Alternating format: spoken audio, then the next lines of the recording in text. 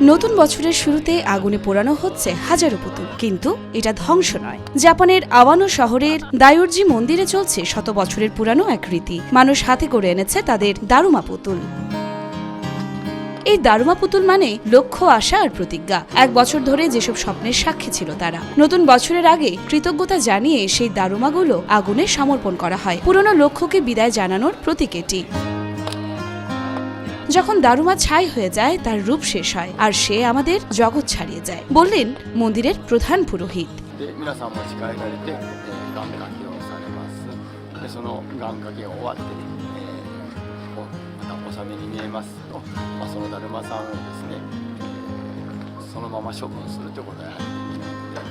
এবছর ৭,০০০-এর বেশি দারুমা পোড়ানো হয়েছে আর হাতে হাতে তুলে নেওয়া হয়েছে নতুন দারুমা। পুরনো স্বপ্নকে বিদায়, নতুন বছরের নতুন শুরু।